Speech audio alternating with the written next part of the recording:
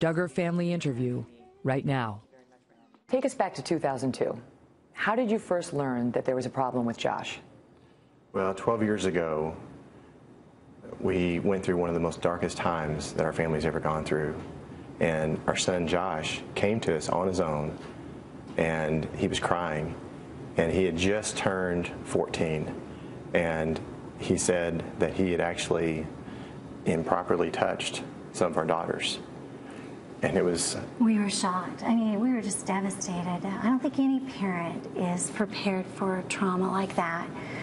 And I think we had one ray of hope in that Josh had a tender conscience, and he was the one that came and shared on his own, even though the others really didn't know anything of his wrongdoing. This is a young boy who has come to you with shocking information. What did he say? I mean, how did you respond to him? What was that like, that exchange? There was so much grief in our hearts. I think as parents, we felt, oh, we're failures. You know, here we tried to raise our kids to do what's right, to know what's right. And yet, one of our children made some really bad choices. And I think as a parent, we were devastated. Did he explain why? I mean, was that a question that you asked? He said he was just curious about girls, and he had gone in and just basically touched them over their clothes while they were asleep, and they didn't even know he had done it. And so we went, and the first thing was to protect the girls, and so we went in. The girls all slept together? Yes, the girls had 2 bedrooms at the time, but anyway, how many girls were we talking about? We had 5 girls at the time. Okay. And so, but anyway, he went in and said he had done this, and so we, first off, of course, really talked to him, and then we went and talked to all the girls and the children. It was so important for us as parents to talk to our girls and make sure that nothing else had happened. And so what did they say? Well, one by one, as we talked with them, none of them were aware of Josh's wrongdoings. So they learned about it from you? Yeah. Yes. Yes. How, at that point, he had said that he had done this to how many of the girls? That was to 2. Okay. And so, but neither one had any recollection of it? They did not know. And what was their reaction when they learned it from you? They really didn't know. And actually what happened was we asked them at first if anything happened, and then it was after some other things happened that we actually shared with them. And but we took a lot of steps. And first we tried to deal with this in-house as parents. We were in shock, and we were trying to figure out what was the next step. But really, looking back, we did the best we could under the circumstances. You're saying, what am I going to do? You're saying, he says he's touched 2 of the daughters, and you don't know what to do, right? We didn't know, because at that point now, nobody knew about it, and besides Michelle and I and Josh. And so we thought, what do we do with this information? And the girls, we talked to them, and they didn't know that anything had happened because they were asleep. And so we talked to him. We put all kinds of punishments on him. We watched him like all the time. I took him to work with me, and we just poured our life into him. Were you scared? Like when you went to bed at night during that time frame, were you scared? Were you worried? You know, he's 14, he's having this problem. What's going to happen when we go to sleep? Right. Nothing ever happened like that again in the girls' bedrooms after that. Okay. Okay, so we had safeguards that protected them from that. But there was another incident where, 2 different incidents where girls were like laying on the couch, and he had touched over the couch and actually touched their breast while they were asleep. And so, over the clothes. And so it was a very difficult situation, but as we've talked to other parents and different ones since then, a lot of families have said that they've had similar things happen in their families. And so, I mean, this is, for us, of course, this is public shame that our son did this back 12, 13 years ago. And when you heard that the behavior had resumed, describe what that was like for you. We thought, at first that Josh, was on the road to mend, at first, but he was still a kid, and he was still a juvenile. He wasn't an adult. And so there was a couple more times that he came and told us what he had done, and we were just devastated. Now, all these, again, this was not rape or anything like that. This was like touching somebody over their clothes. There were a couple incidents where he touched them under their clothes, but it was like a few seconds, and then he came to us and was crying and told us what happened, and it was after that third time he came to us is where we really felt like, you know what, we have done everything we can as parents to handle this in-house. We need to get help. And that's actually when we went to outside folks, and we asked some very close friends if they could come over, and some of my best friends came over. We talked about it, and so at that point we pulled Josh out of the home, and we knew of a man who mentored young men, and he really helped young men who had made unwise choices in their lives to get straightened out. And he was running a little training center in Little Rock, Arkansas. And under the roof of that training center, you had Little Rock Police Department on one side, and you had a prison ministry on the other. And he said Josh could come down there and actually do some construction work with him, and he would counsel him and work with him and hopefully get him straightened out. Some people have said, why did they wait? Why didn't they go to the authorities or go for the counseling at the very first time he came to you? You know, I talked to somebody that worked at one of those juvenile youth sex offender facilities, and he described how they actually take care of these situations down there, and the success rate is not very good. And so we felt like that going from a perspective of really reaching his heart first would be important, and so that's the reason we sent him down to Little Rock to work with this man. Did and legal really ever pop into your mind? Like, we may have parents, legal obligations? You know what? As parents, you're not mandatory reporters. You are. The law allows for parents to do what they think is best for their child. And so we got him out of the home, and we sent him down to this place, and that was really probably the best decision that we made through this whole process, because it was at that place. This is the first time Josh had ever been out of the home. He's 15 at this point. He just turned 15. And it was at that point that he came to the end of himself. And God really worked in his life. And matter of fact, he broke. And he went and asked God to forgive him. He went back and asked those that he had offended to forgive him. But we felt like the last jurisdiction of who he needed to make things right with was the law. And we're going to get to that in 1 second. The subsequent incidents after the first one involved daughters who were awake, or at least a couple of them. There was a couple, yeah, so and they didn't really understand though. Yeah, what happened, because we went and talked to him. It was more of his heart, his intent. He knew that it was wrong, but in theirs, they weren't even aware. It was like, you know, it wasn't to them. They didn't probably even understand that it was improper touch. I know that the ultimate one, before you really got help, involved a very young daughter, and I'll avoid the age because I don't want to identify anyone specifically, but a single digit. I mean, what was that like for you to hear? You know, you must have thought for some time, this is a pubescent boy, I don't know what he's going through, but he's testing. But when it moves to a young daughter. Right, at that point, that's when we pulled him out of the house and we said, he can't be here. And so we pulled him out, and then he went through that working with that man. Yeah, and so he goes really, to the counseling. Yes. And then when he was done with the counseling, and this is not like a licensed therapist. It's somebody, a Christian-based. Christian-based, but I tell you what. Treatment facility. It really had a huge impact on his life. And that was the turning point in his life. And this man really reached his heart. And before Josh went away, you know, in the period where the girls knew, and he knew, and you knew, when you're living in the house together, what was that like? I mean, what was the dinner table like?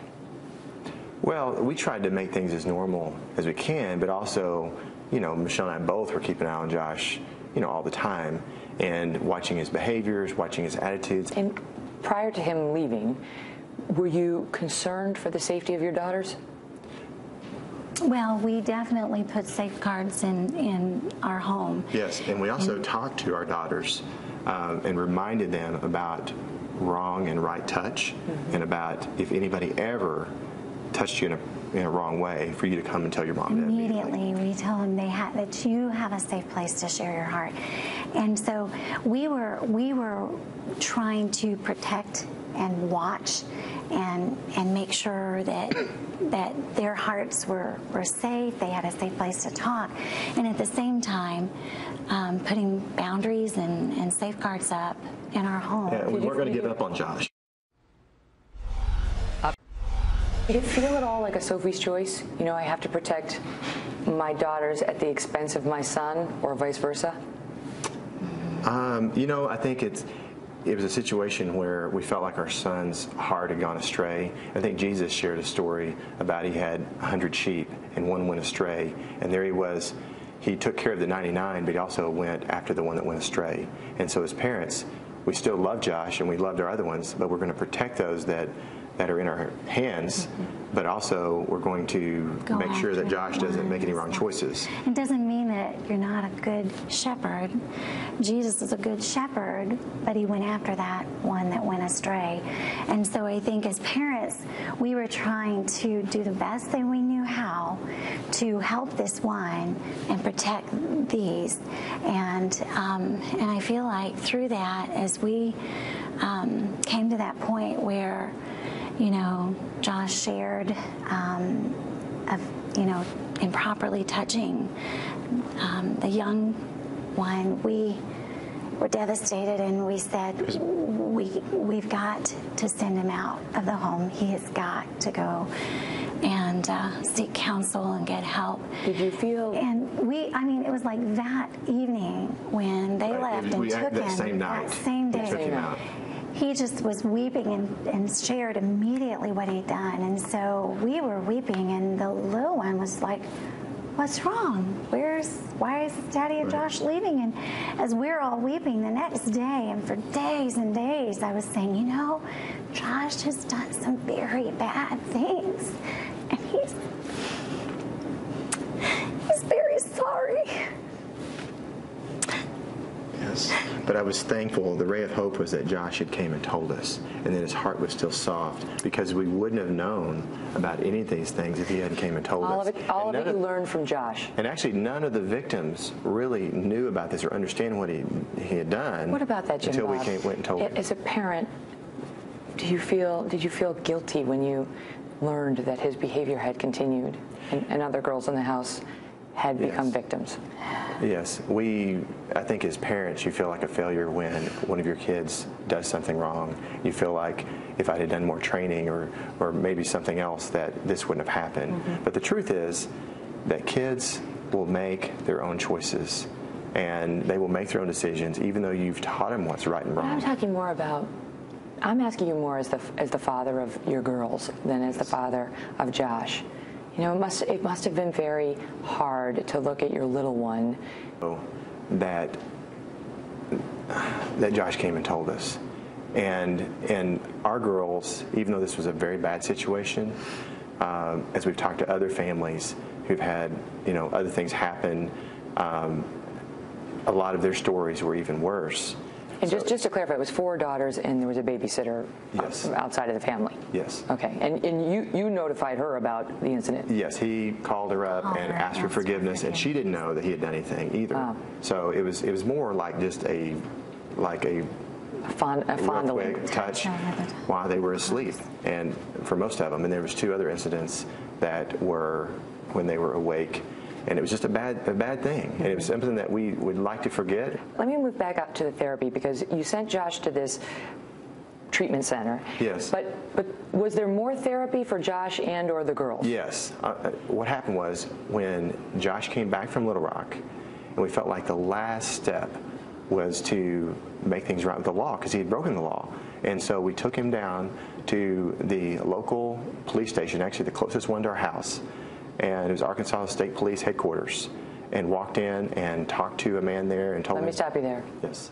What was that like? I mean, how do you make the decision as a parent to bring your child to law enforcement and turn him over? We felt like it was an important step for Josh to confess to the police what he had done, because he had broken the law. And we felt like if we didn't do this, that this would be something hanging over his head the rest of his life. But was it terrifying? It was very terrifying. What was that like? Were you worried, Michelle, that he wasn't going to emerge out of that law enforcement facility? We didn't know if they were going to arrest him at that point or what they were going to do. if this was going to open up an investigation for a whole family, or what was going to happen. And now we were waiting to hear, were they going to come serve a warrant, come take him away? We didn't know what they were going to do. How did you choose the person to whom you would surrender him? Because there's been some question about whether you chose a friend, someone who you knew would go easy on him. Yeah. Now, I had a towing business for years, and so I did know a lot of the officers around here. But we went into the Arkansas State Police and... At police headquarters? At the police headquarters, walked in, this man was there. We went in and talked to him and said, hey, my son has something that he needs to share with you. And we actually took a witness with us. We went in and sat down, and he shared everything. He told it all? He told everything. And we had no idea that what that officer was going through on his own. So the audience knows that officer is now in jail for 56 years for child pornography charges. Yeah. Did you have any idea he was involved in any of that? We had no idea. That came out years later. I mean, we were like shocked to read that in the So to critics who say, they chose that guy because they thought he'd be sympathetic. I didn't know anything about this guy besides that he was an officer there at the headquarters. And now from prison now, where he's serving for child pornography, he says, well, he only told me about one incident, and that's why I didn't pursue charges. I was questioning, why in the world would he say that? Maybe he could get out on parole or something sooner, because he actually violated the law in this case himself by not reporting it. The bottom line is you went to a law enforcement official, you reported it. Josh told him what you say, you told him everything. Everything. 5 victims. In fact, we took a friend with us because we wanted to make sure that we had a witness that would that would verify that we had shared everything. I know you said that he gave Josh a stern lecture. He did. What he did. I didn't know what he was going to do. Fear of God in Josh. Yes. And did he warn him that the law could come after him? He said, and if you continue down this path, you're going to destroy your life, and you could end up in prison. When that was over, and you think it's over, I assume. You thought we didn't know. We didn't know. I mean, a few weeks went by, a few months went by, and you're waiting, and when the doorbell's ringing, you're wondering whether someone's there to arrest him? And then later, there was somebody that called the hotline and said that the Duggars had reported this before, but... That's right. Well, we're going to get to that. Okay, go ahead. But first I want to ask you about the counseling, because the counseling Josh got in that treatment center, was that the only counseling he ever received? And what about your daughters? No. Josh actually went and had complete professional, yeah. Wait, what did you say? The real licensed therapist counseling? Start over. All of our children received professional counseling, including Josh, yes. After this, all of our children received professional counseling, including Josh, who paid for his own counseling himself. Right, from an accredited professional counselor. Did you feel, when Josh had been through all of this, he had gone to the Christian-based treatment program, he had gone through counseling, he had gone to the police, and he emerged back into the home. Did you feel that he was a threat still? Or did you feel Not at all. that he could be trusted at that point? Not at all. Did you ever worry that the treatment didn't work, especially with so many young children in the house? No.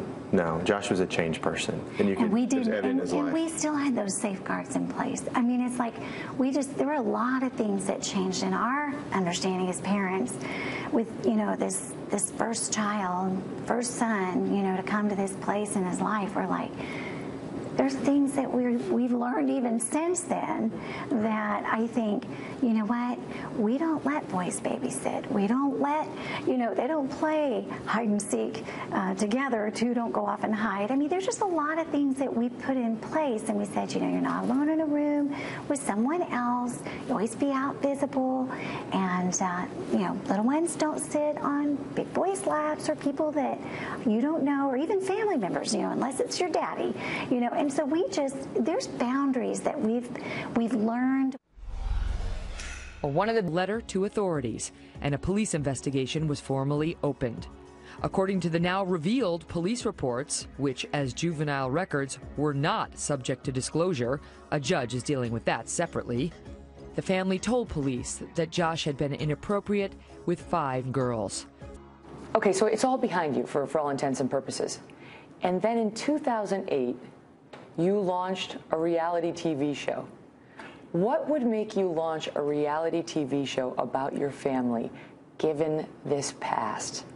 You know, back early on, it was after all this was taken care of in 2002, 2003. We actually had a magazine that came to Michelle and said, "Hey, can we do a story about your family?" And we said, yes, that would be fine. But are you thinking at all, wait, this might not be a good idea, because when you bring cameras into your home, they tend to discover things and people get more interested in you? We had nothing to hide. We had taken care of all that years before. And when they asked us to do the reality TV show, all this had been taken care of 5 years before. And we had a clean bill of health from the state. We had said you'd gone through counseling, you had told the police. Did any of the girls or did Josh say, whoa, hold on, Mom and Dad, hold on? We had no fear because everything was taken care of. And that was a suit, that was actually a sealed juvenile record. Mm-hmm. And they had told us that all this stuff was done as a juvenile. This was all stuff that was sealed. And this is stuff that, under law, there's no way that this could ever be brought out. Did you live in fear that it might come out? I don't know that we lived in fear because we'd all resolved it. It had been forgiven. We moved on with life. When you heard that in late May, that the story had broken, that you hadn't been given a heads up by any of the official police involved, that they were going to do this, what was your reaction? I said, God, I know that there's a lot of families out there that are hurting. And you know what? This isn't something we wanted to come out. But if people can see that Josh, who did these very bad things when he was a young person, that God could forgive him for these terrible things, then I hope other people realize that God can forgive them and also make them a new creature. Was there any motivation that you know of for this police chief to want to hurt your family? I'm really not for sure. There must be an agenda. I'm not sure if there was a bribe or if there was some kind of personal agenda or something. It definitely wasn't to be caring about the victims. Had you had any prior dealings with her? You know, I think Josh had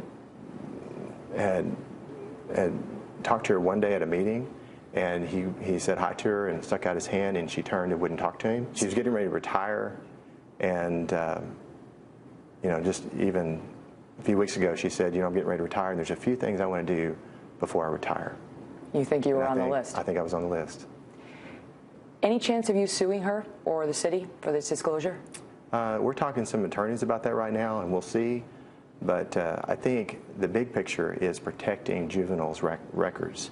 And I think that's something that we want to be an advocate for, protecting juvenile records, because the mistakes that juveniles make when they're young should be sealed. How is this, there's been so much focus on your son.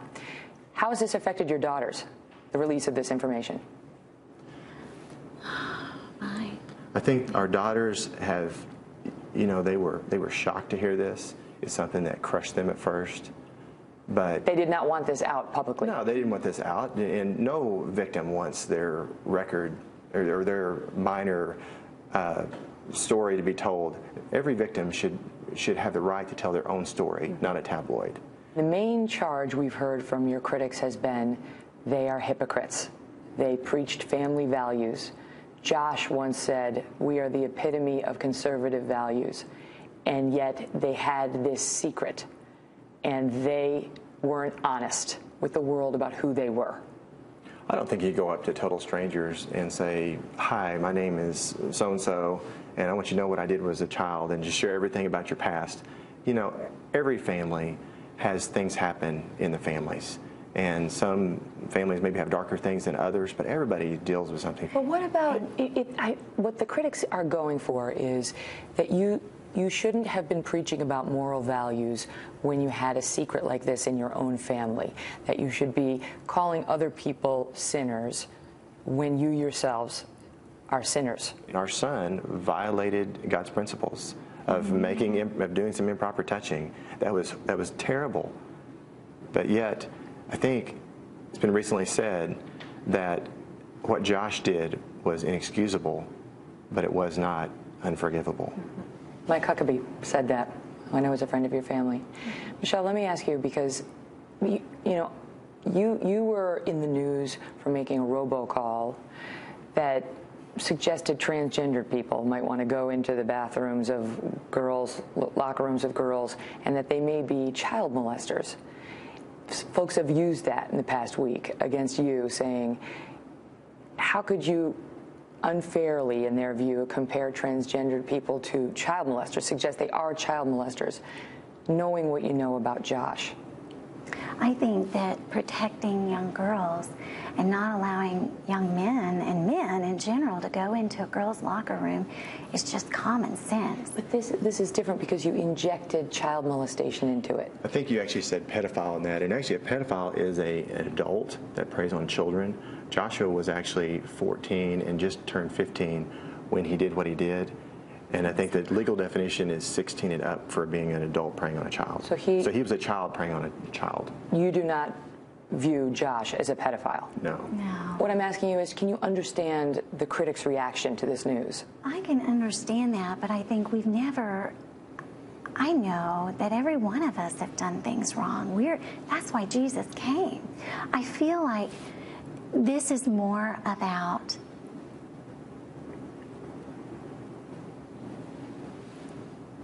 there's an agenda, and there's people that are purposing to try to bring things out and twisting them to hurt and slander. Has been greater because people object to who you are and what you stand for. I think some out there do. Yeah. Do you think, in particular, your Christian beliefs are at issue here? I think as people on the outside think, well, Christians are supposed to be perfect. They're supposed to say, you're supposed to live this perfect life. No, you know what? All of us as Christians, we struggle every day. What happens to the Duggars from here? I don't know if the rest of our family should be punished for the act of one of our children, that something that happened 12 years ago or not. But, we are fine whether they film us or not. We're going to go on and live life. We're going to go on and serve God and make a difference in the world. Enjoy our children and enjoy our grandchildren and continue on with life. Either way, we're at peace. Do you think the show will be canceled? Has TLC given you any indication? At this point, our family is just trying to regroup from these attacks. And when you're in every newspaper and everything throughout the world, I mean, it's been an unprecedented attack on our family. And it was actually, this information was released illegally. And so I wonder why all this press is not going after the system for releasing these juvenile records. That is a huge story. Now, what our son did 12 years ago is I'm sure it's a major story to them too, but yet hopefully justice will be served on the ones that release juvenile records to protect other juveniles from their records being released. It must have been terrible. I mean, I'm sure you're going through hell right now. I think what's so devastating as a mama for me is we took our children to the safety center, the Children's Safety Center. We trusted them. We trusted the police department. Our children poured out their hearts. They shared everything. And then to have their trust betrayed, and for all of their information and everything they'd shared to be turned over to a tabloid, for those things to be twisted and shared in a slanderous way, story after story, tabloid after tabloid, as a mom, that breaks my heart for my girls, because I think this is such a horrible, they've been victimized more by what has happened in these last couple of weeks than they were 12 years ago, because they didn't even understand or know that anything had happened until after the fact, when they were told about it. And so I think we haven't, in our hearts before God, we haven't been keeping secrets. We have been protecting those that honestly should be protected. And now what's happened is they've been victimized by people with an agenda and for whatever profit they think they're going to get. But in this, one thing I know is that God is going to use all of this for good. Jim, Bob, Michelle, thank you both so much.